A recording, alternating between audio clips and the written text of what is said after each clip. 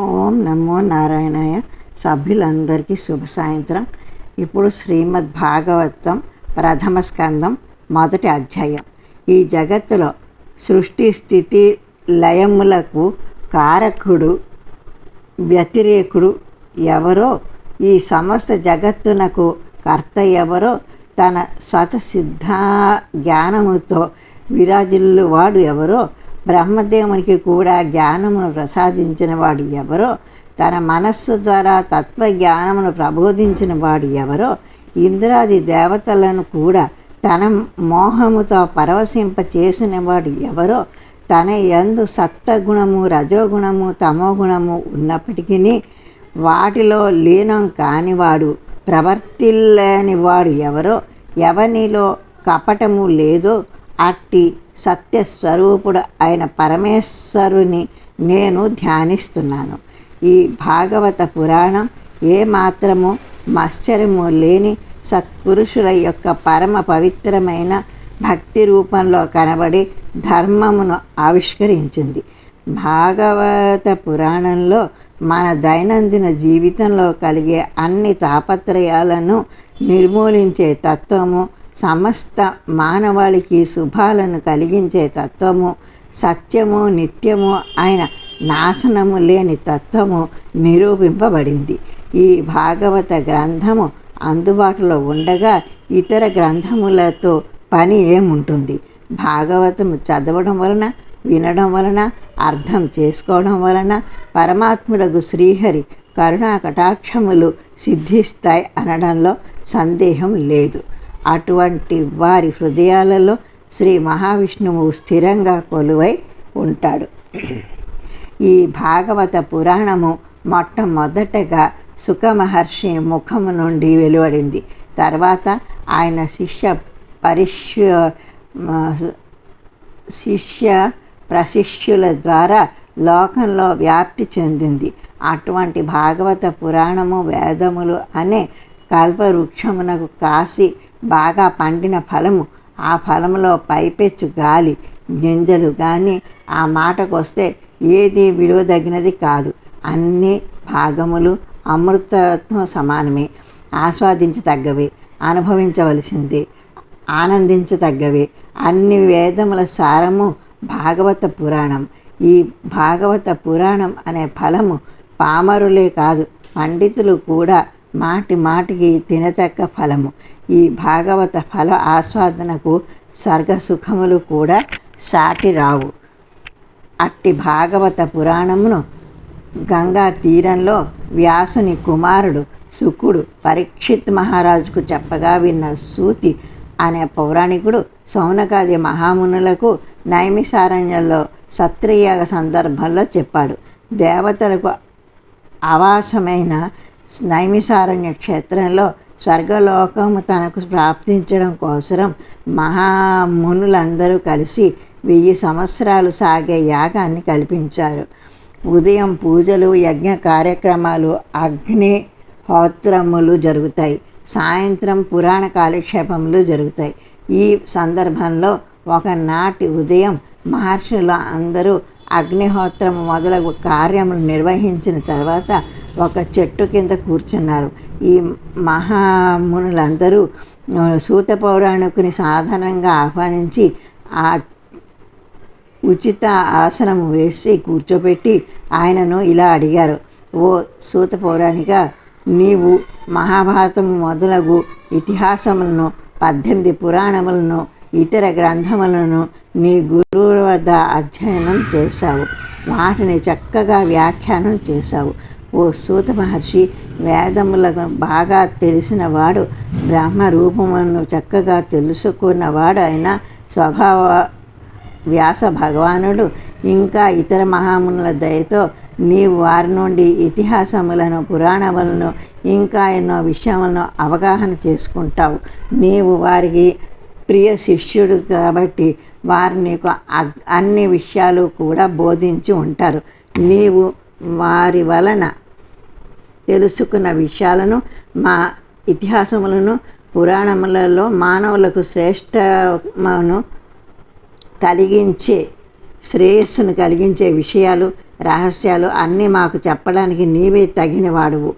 ఓ పౌరాణికుడా, ప్రస్తుతము కలియుగము జరుగుతూ ఉంది.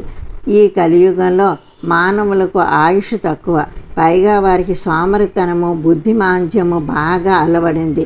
వారికి ఆలోచన శక్తి సన్నగిల్లింది. అదీ కాకుండా వారు సగం జీవితం రోగాలతో బాధపడుతూ ఉన్నారు. అందువలన వారికి ఆధ్యాత్మిక విషయాలు తెలుసుకునే శక్తి లేదు. ఈ ప్రపంచంలో చెయ్యతగ్గ పనులు వివిధములుగా అధికంగా ఉన్నాయి. వినతగ్గ శాస్త్రములు, పురాణములు ఎన్నో ఉన్నాయి. వాటిని అన్నింటినీ చదవడానికి, అధ్యయనం చేయడానికి, వినడానికి మానవుడికి జీవితకాలం సరిపోదు. అందువలన నీవు అధ్యయనం చేసిన ఈ భాషములతో పురాణములలో అత్యంత శ్రేష్టం అయిన విషయములను ఏర్చి కూర్చి మాకు వినిపించు.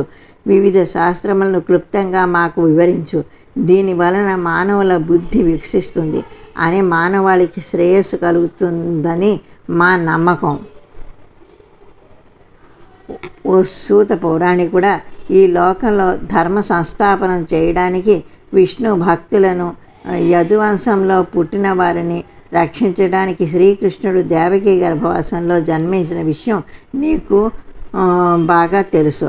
మానవుల క్షేమం కోసరం అవతరించిన ఆ వాసుదేవుని జన్మ వృత్తాంతమును, ఆయన లీలలను వినవలనని మాకు కోరికగా ఉంది. వాటిని మాకు వినిపించు.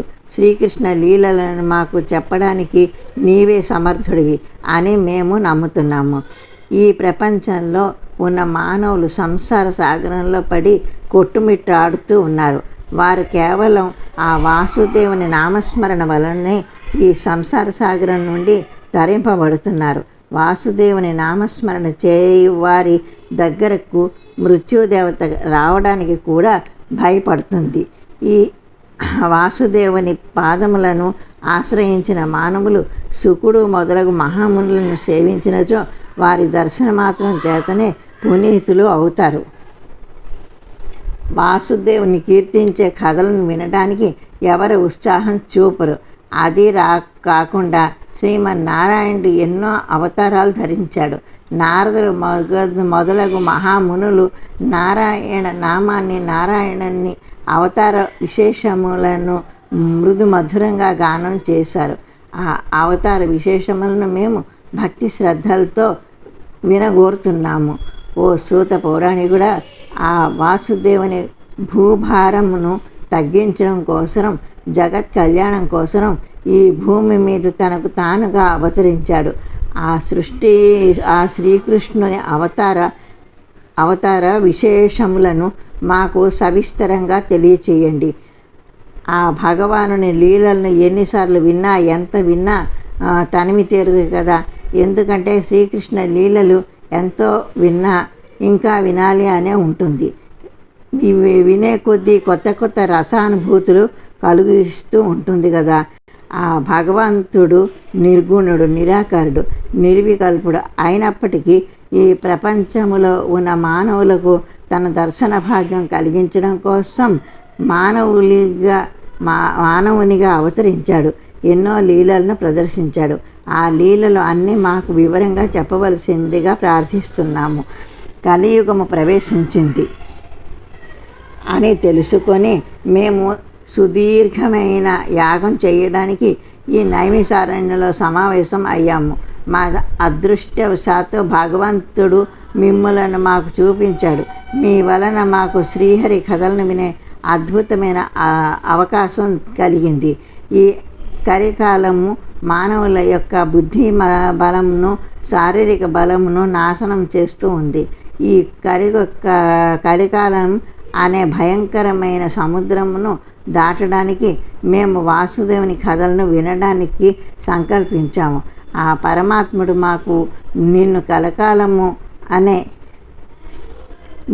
కలికాలము అనే సముద్రమును దాటడానికి ఒక నావికుడిగా చూపించాడు.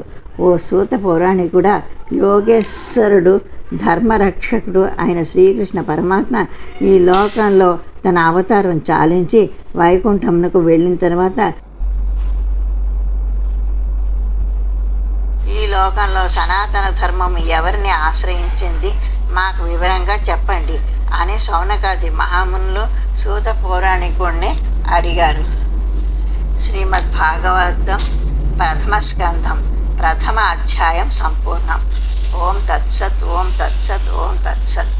ఓం నమో నారాయణాయ.